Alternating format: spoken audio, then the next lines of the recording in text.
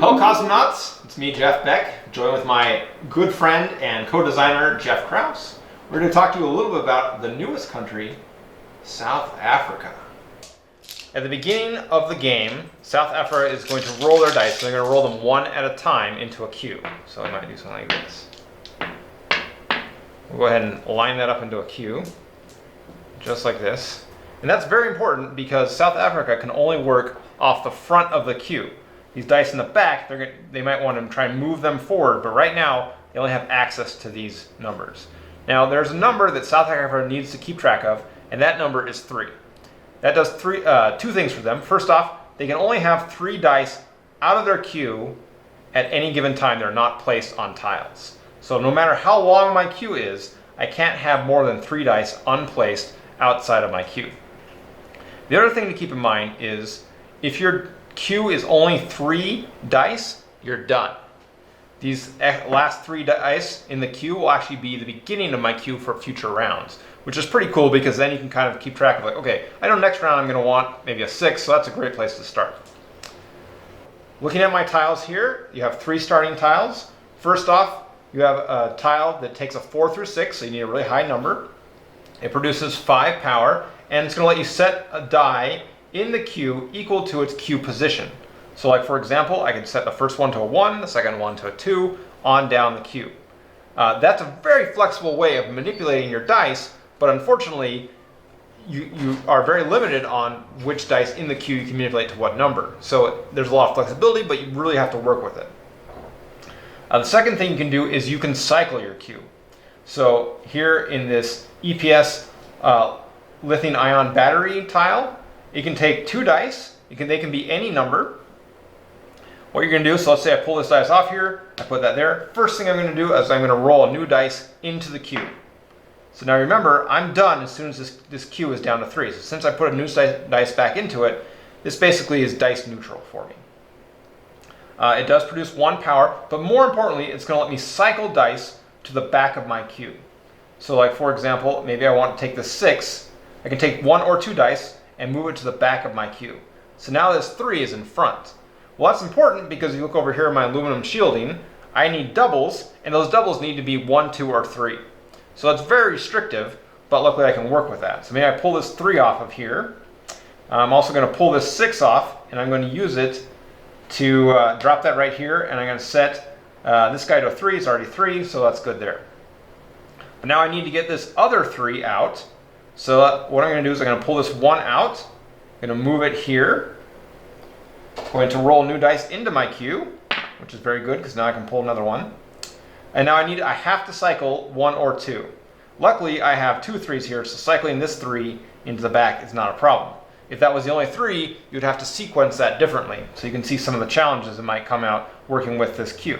So now I'm going to go ahead and pull this 3 out. Now I have my doubles that are 1 through 3. I can place them there. So that would be starting tiles for South Africa. We go ahead and slide this up, and maybe in a new round, let's bring in some additional tiles so you can see a little bit how it works. And I'm going to go ahead and I'm going to roll a bunch of dice. So I'm going to have a queue that is 9 long. All right, so now we got a big old long queue here to work with. All right, so these new tiles do additional interesting things here. This one's one of my favorites. If you can see that there. So it takes a 1 through 6. It's going to generate climate equal to the dice you place plus 2. So obviously you want a higher dice on this because it's going to generate more climate. But in addition, you can set whatever number you place here. You're going to take that dice queue number. So this is 1, 2, 3, 4, 5, 6. And you can set it to any number. So again, super flexible. But the higher the dice value, the less valuable it is for me because I have to go farther back into my queue to actually get that number out. So that's got some interesting give and take on it. This tile here is a good example. So it takes doubles. This need to be high doubles, but I can set the die. I can set any die in the queue equal to the dice value. So again, some nice flexibility because I can pick any dice in the queue I want, but I have to set it to whatever value I place here. So if I put 2 6s here, I can take any dice and set it to a 6. So let's just play through this round here. Let's see. So we're going to start off I got this 6, 2, and 3 again. So even though I have a big long queue, I can only pull up to 3 dice off the queue at any given time. So let's see, I really want that 6 and probably the other 6 to work with this guy. So I'm going to pull this. So I'm looking at my doubles because they're going to be the hardest to get into, right? So I got my 6 here. I'm going to want that eventually. And I'm thinking, okay, I want that guy there. Maybe I want this other 2 because I see here I have another 2. So I'm going to keep those aside. I now want to cycle so I can get to this guy. So I'm going to place this 3 and I'm going to go ahead and put that there. So I can roll new dice, put that at the back of my queue. And now I'm going to cycle and move that 4 also to the back. All right, well now I have, okay, now notice I have my 3 dice out of my queue. So even though I can still pull more dice, I can't until I place 1 or more of these. But that's not a problem. I'm going to go ahead and place these 2 2s there, get that guy taken care of. Well, now I have my 2 6s, so I can go ahead and do that. So now I can make any dice here a 6 if I want. Actually, I really do want that because you see this guy, it needs a high valued number. And right now, I'm not really sitting on any of those. So I'm going to go ahead and I'm going to set this one way back here. All right, I'm going to place this here. I'm going to roll a new dice into my queue. Push that up. And now I'm going to cycle, and I'm going to cycle both of these. Because now you see, I need a 4 through 6 here. And though this can take a 1 through 6, I want a high valued number there. So I'm going to go ahead and take this 6 here, put that there. Now I can set the 6th die in my queue to any number. Unfortunately, I don't have 6 dice in my queue anymore, so that ability doesn't do me any good, but that's okay because I got the resource. That's what I was really chasing. And I can pull this guy off to put that there.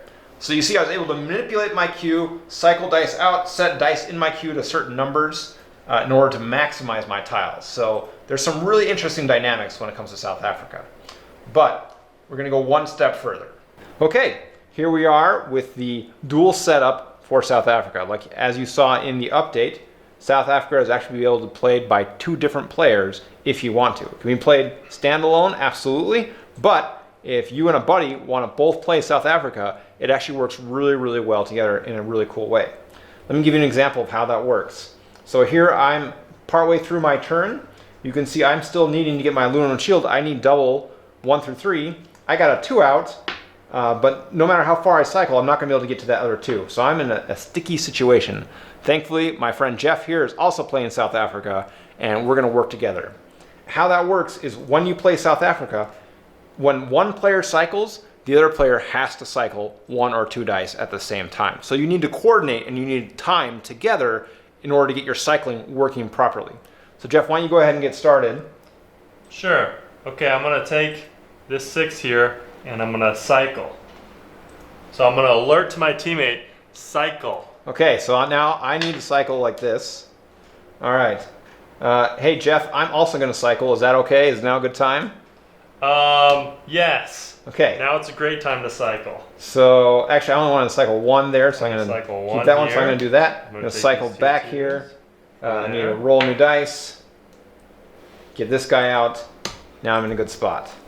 Okay, so as you can see, working 2 players playing South Africa together is just a lot of fun. You can coordinate to get yourself out of some really sticky situations. Also, if the other player wants to cycle when you're not ready, it can really force you into a bind, so you have to coordinate, you have to communicate and make sure you're working properly. Yes, the name of the game is cooperation. Exactly. Anyhow, thanks for taking a look at South Africa. We're really excited. We think it's a really fun country to play. Those we play tested with, they put it right on top of our list, so we think it's really cool.